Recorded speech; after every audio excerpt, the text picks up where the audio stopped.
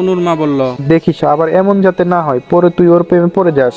অনু বলল, সি, এই গাইয়ার প্রেমে আমি পড়বো? কখনো না। পরের দিন অনু ওর ক্লাসমেটকে নিয়ে কিছু বলতে বলতে ভার্সিটিতে যাচ্ছে। অনু বলল, যা বাবা, আজকে তো লিপস্টিক দেইনি। এই রুমি দাঁড়া, আমি একটু লিপস্টিক লাগিয়ে নেই। রুমি বলল, রাস্তায় লিপস্টিক লাগাবি? তার চাইতে বড় কথা আয়না কোথায় পাবি? অনু বলল, হ্যাঁ তাই তো। অনু চারিপাশে একবার চোখ বুলালো, পেয়ে গিয়েছি।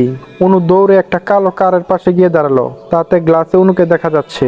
অনু গ্লাসে নিজেকে দেখে দেখে লিপস্টিক লাগাতে লাগলো। আবির তখন ফোনে কথা বলছিল।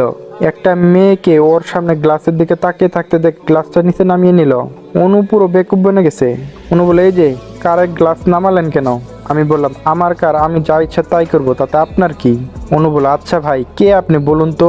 মেয়েদের সম্মান করতে জানেন না নাকি? আবির বলে, এখানে সম্মান কোথায় থেকে এলো? অনু বলল, আমি আপনার গ্লাস দেখে দেখে লিপস্টিক দিচ্ছিলাম, আপনি হুট করে গ্লাসটা নামিয়ে নিলেন। নিলেন তো নিলেন, ওই গ্লাসটা আবার লাগিয়ে দিলেন না কেন?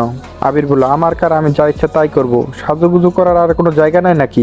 আসছে কারের গ্লাস দেখে লিপস্টিক লাগাবে, বাসায় কি আয়না নাই? অনু বলল, আপনি কিন্তু আমাকে অপমান করছেন।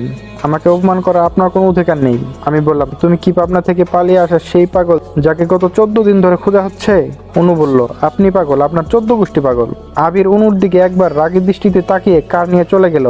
অনুর পাশে একটা 7 আপের বোতল পড়ে আছে। অনু সেটা তুলে আবিরের কারে ছুঁড়ে মারলো। অনু মনে মনে বলল, শালা কুত্তা। রুমি এগিয়ে এলো অনুর দিকে। কি রে, কি হয়েছে? অনু বলল, আর বলিস না, শালা লুজার আমাকে অপমান করেছে।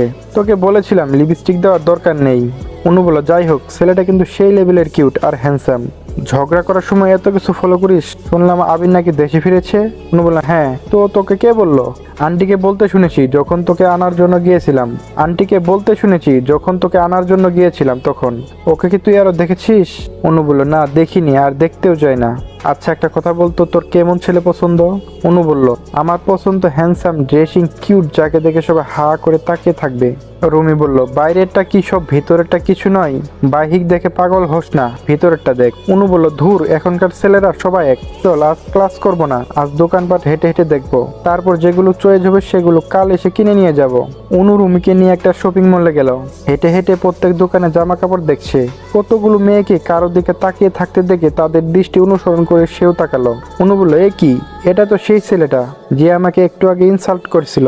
রোমিও আবিরের দিকে একটু তাকিয়ে হালকা হেসে বলল, তুই যেমন হ্যান্ডসাম, ড্রেসিং, স্মার্ট বয়, এই ছেলেটা কিন্তু সেই রকমই। অনু বলল, অনেক হ্যান্ডসাম। রুমি বলল, আচ্ছা আবির এখন দেখতে কেমন হয়েছে? অনু বলল, কিরকম আবার হবে, যেমন ক্ষেত তেমন ক্ষেতই আছে, চল আরেকটা দোকানে যাই। অনু আরেকটু সামনে এগোতেই পিছন থেকে আবির ওকে ডাক দিল।